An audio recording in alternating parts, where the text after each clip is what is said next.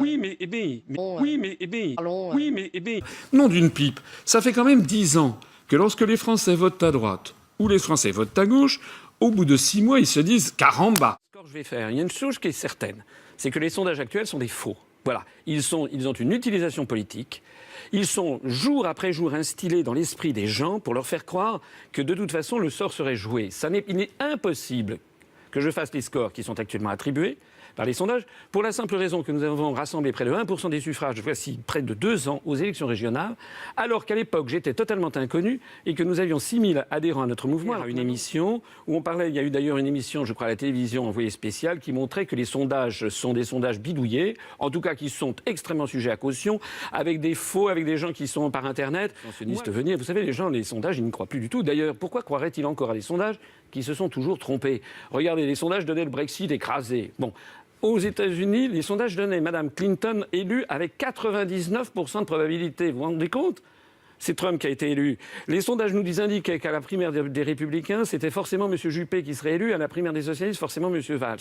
En fait, ces sondages, maintenant, ce sont tout simplement des opérations de manipulation de l'opinion publique. Il faut que les Français se laissent mettre ça de côté, qui n'y croient plus, d'ailleurs ils n'y croient plus. Et un complot, c'est ça que vous avez derrière? Non, c'est pas un complot, de toute façon. Écoutez, pourquoi Mme Je vous pose la question. Pourquoi Mme Clinton était-elle donnée à 99% à votre avis? Est-ce qu'ils avaient raison, les sondages, ou pas?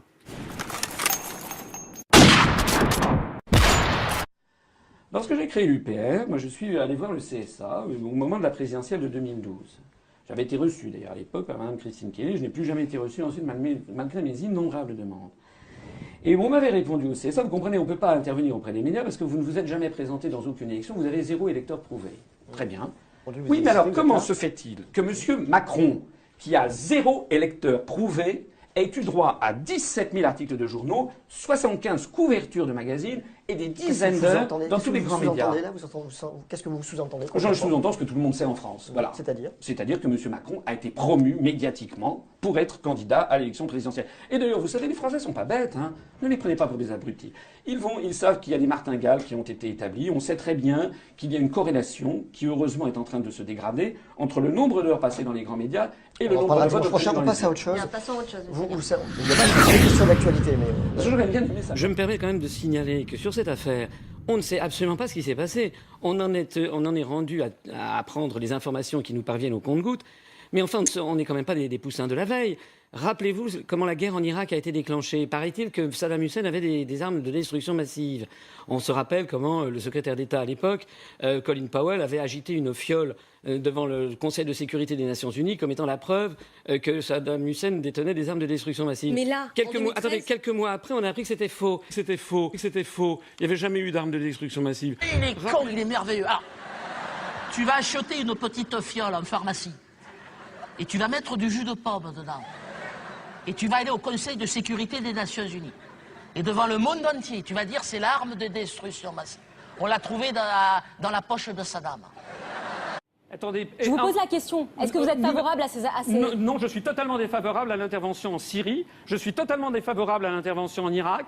Et d'ailleurs, qui a créé 1 million de morts, n'est-ce pas? Je ne dis pas que le régime de Saddam Hussein ou Bachir al-Assad sont des choses sérieuses. Aujourd'hui, il faut frapper l'État islamique ou non? Mais qui finance l'État islamique? Qui finance l'État islamique? Ah, et les États-Unis, par exemple, quel est le jeu qu'ils jouent?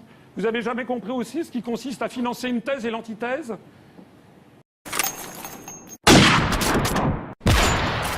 Vous savez ce que, par exemple, on a appris c'était quand? Il y a 1 an et demi, François Hollande était écouté par les services de renseignement américains. C'est vrai ou c'est pas vrai? C'est vrai ou c'est pas vrai? C'est vrai ou c'est pas vrai?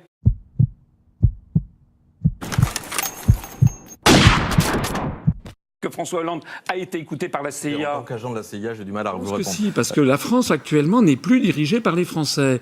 Elle est dirigée par des structures qui sont non françaises et qui ne sont élues par personne, qui s'appellent la Commission européenne à Bruxelles, la Banque centrale européenne à Francfort et l'OTAN qui est dirigée depuis Washington. Et ça, c'est quelque chose qui est très important à comprendre. Parce que tout ce que je voudrais dire aux gens, c'est que pourquoi je parle de ça? C'est parce que si on ne sort pas de l'Union européenne, de l'euro et de l'OTAN, toutes les promesses, ou la grande majorité des promesses que leur font les autres candidats, ils ne pourront pas les mettre en œuvre.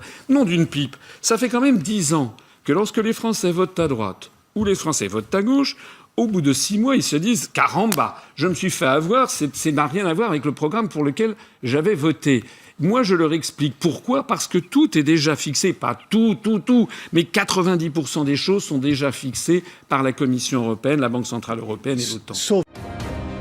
Dans le meilleur des mondes de Bruxelles, des technocrates, loin du terrain et des réalités sociales, décident sur un ordinateur comment doit évoluer notre régime des retraites ou le système d'allocation des chômeurs.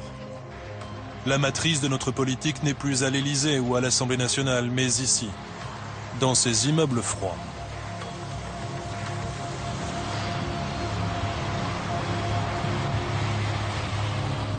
Que toutes ces thèses complotistes, elles décrédibilisent au contraire votre propos. Ça n'est pas. Je suis un peu énervé par ces questions parce que tout figure sur notre site internet. Vous êtes journaliste, c'est votre devoir d'aller regarder ce que je dis.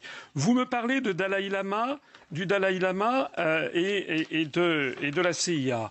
C'est un journaliste de Libération qui m'a attaqué là-dessus. Manque de chance, c'est un article de Libération de 1998, vous le lisez comme moi. Bon, absolument. Donc moi je prends, et puis il y a l'Humanité, et puis il y a le journal Le Point. Donc en fait ce que l'on me reproche sur cette question, c'est d'utiliser les journaux.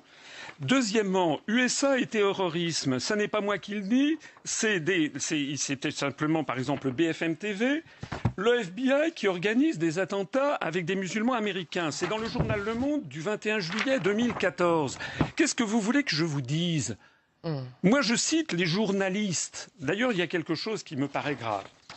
C'est que, il y a quelques années en France, le débat sur ces questions était autorisé.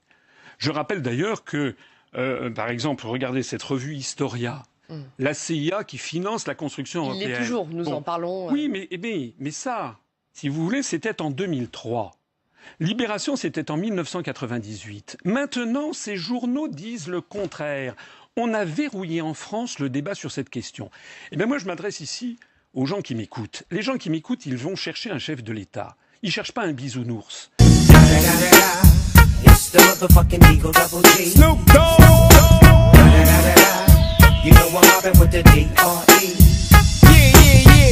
Nom d'une pipe. Ça fait quand même 10 ans que lorsque les Français votent à droite ou les Français votent à gauche, au bout de 6 mois, ils se disent « Caramba, je me suis fait avoir, ça n'a rien à voir avec le programme ».